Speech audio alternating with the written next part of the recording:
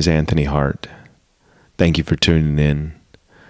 In spirituality, oftentimes we tend to think of the things that are manifest, the mundane things in this world, as lesser than or not important. And, I think I talked about it in a previous video, some cosmology of the universe, that there's God itself at the apex of this triangle, and it projects itself into this mundane manifest world, and that God itself is the one eternal thing that can never leave, and it projects itself down into this mundane world, and this mundane world has two different aspects. It has a polarity, and it has masculine and feminine. Masculinity and femininity, light and the dark. And without these polar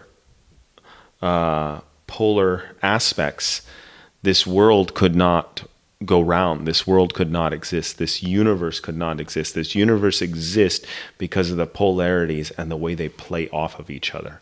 And they are two parts of a whole. This place is as a whole manifestation. This universe, this existence, this world, this solar system, this planet, this life is one thing, but it has two polar aspects, and those aspects play off of one another to create this manifest illusion. And that's what a lot of the spiritual faiths talk about, is it being an illusion, because the one true thing that will never disappear is at the apex of this triangle, this true light of God, this essence of our being, this essence of what the whole universe is, that is the one eternal thing. And everything in the manifest world goes in cycles, and so we'll go in existence and out of existence. So all the mountains will crumble at some point, and all the oceans will recede at some point. All the plants, every single plant that has ever lived, will at some point die. And every single animal that has ever lived will at some point die. And every single human that has ever lived will at some point die. Every single planet that has come into existence will at some point disappear out of existence, will crumble and no longer be a planet. Every star that has existed will go out of existence at some point. And the only thing that remains is the true light of God, the essence of our being. And so this polar existence, a lot of the spiritual traditions are looking to the light of God and saying, look at this light of God. Let it give you faith. Let it give you hope. Let it be the most important thing in your life. Let it be the connection. And it is true what they say. I believe in that. It is true that let the light of God shine through you, and that connection is the ultimate. And do not fear death. Death will happen someday.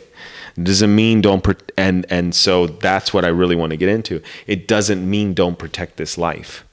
It doesn't mean that this mundane world that moves in cycles and waves, that everything that comes into existence leaves existence, and that this polarity, this aspect moving ebbs and flows between the two of them, that creates this manifest world, but this manifest world will ultimately die, just like every wave in the ocean that has happened at some point ceased to exist.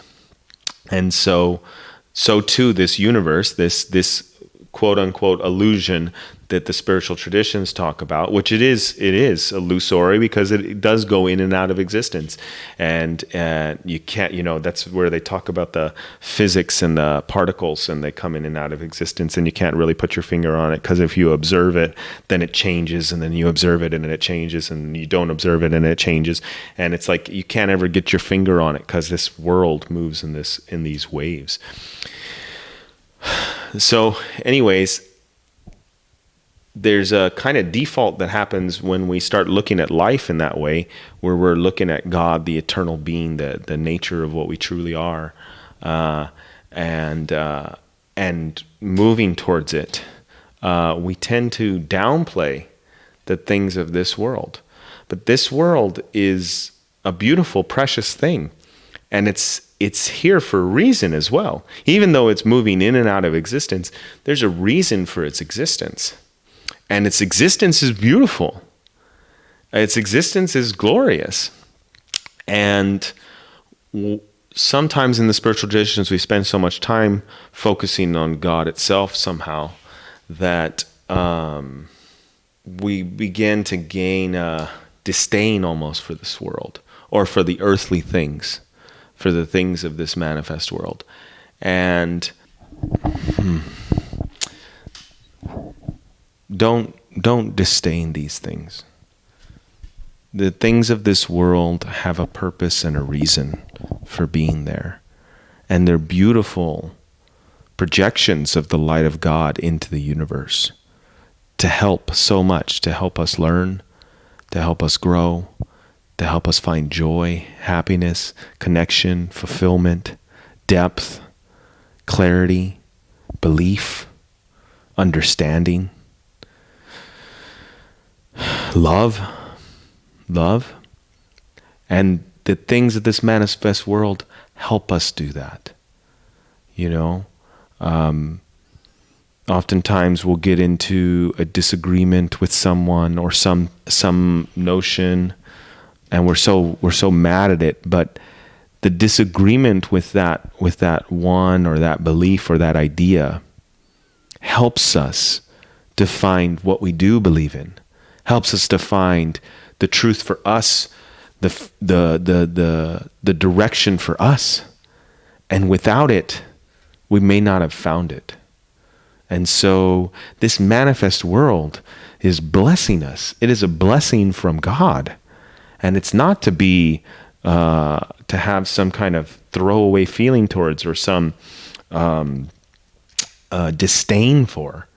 This manifest world is beautiful, and it's precious, and it's to be enjoyed, appreciated, learned from, understood, and used. It's to be used by us to experience it, to feel it, to go through it, to see it, to understand it, and to let it help inform us of how to move next, of where to go next, of how to understand next. And this manifest world is a precious thing. And the polarizing aspects of it, the masculine and the feminine, are precious in and of themselves. They're precious gems manifest by God itself into existence. And they're to be cherished and appreciated. There's so much beauty. There's so much beauty in a plant. There's so much beauty in the sun. There's so much beauty in the nighttime. There's so much beauty in the full clarity of understanding something. And there's so much beauty in the mystery of not understanding something and yet finding a way to start to understand just a little bit. There's so much beauty in this world. And masculinity and femininity are polar aspects for a reason. They complement each other. They're a blessing to each other. Without femininity, this world would be in ruin. Without masculinity, this world would be in ruin. They are both utterly precious, and none of them should be thrown out. There's something so beautiful about growing a child inside of yourself. There's something so beautiful about raising children, about compassion, about empathy, about love, about tenderness, about care, about joy. And there's something so beautiful about strength and protection and care and discipline and direction and focus and consistency and tenacity. And this is a pillar of this world. And without this, the world would crumble. So we need strength. We need joy. We need happiness. We need beauty. We need understanding. We need mystery. We need decomposition. decomposition, what I mean by that is just decomposing of plants, decomposing of bones. Bones go back into the soil, make more earth. That's a beautiful, precious, precious thing. We're so blessed that that's the case. If all the ancestors' bones, if all the ancient tree trunks never rotted away into the dirt, this place would be filled with so many tree trunks and so many bones we couldn't breathe. And because death happens, then life can happen again. Then there's place for another plant. There's place for another baby. There's place for another dolphin. There's place for another eagle. All because death happened. So death is an important part of life, and life is an important part of life. And birth is an important part of life. And right there in the middle, understanding some things and not understanding others, that's an important part of life. The mystery is an important part of life. Creativity is so crucially important. But so is calculation, logic, discipline, decisiveness. All these things are critical for this life. And the polarity is often something that's shunned by spiritual traditions, sometimes on purpose, sometimes on accident, sometimes not knowingly, but embracing what we are, there's a power in that. There's a power in embracing the beauty of what is. And there's a power in embracing the beauty of what could be. And there's a power in connecting the two. And there's a power in allowing. And there's a power in projecting, in manifesting something into reality. There's a power in all of this. All of this has a role. It's not one or the other. There are things that happen in this world, and there's our responsibility for all the things that are happening in our life. And both are important. Oftentimes in this world, one tries to pit the other side against the other. Oh, joy is not important, only success. Success is not important, only joy. Thoughts are not important, only emotions are important. Emotions are not important, only thoughts are important. All is part of this manifest. All has a place. And the wisdom is to understand what the right place is for each thing and when that changes. Because there are plenty of times in a perfectly logical situation, in a perfectly in a situation where calculation is of the utmost importance, that creativity comes and plays a life-saving role, a perfect life-saving role. And there are plenty times in perfectly creative situations, mysterious and mystical and creative situations, where logic plays a life-saving role, where calculation comes in and saves the day. And we would not be here if somehow that wasn't allowed. That somehow in the perfect logical situations, no creativity, no mystery was allowed. Or if in the perfect creative and mysterious situations, there was no logic allowed. These two aspects play off of each other and with each other. And they all of us would benefit to understand the aspects, to understand how to move with them, to understand how to listen into the situation and see where the aspects fit and where they can help us.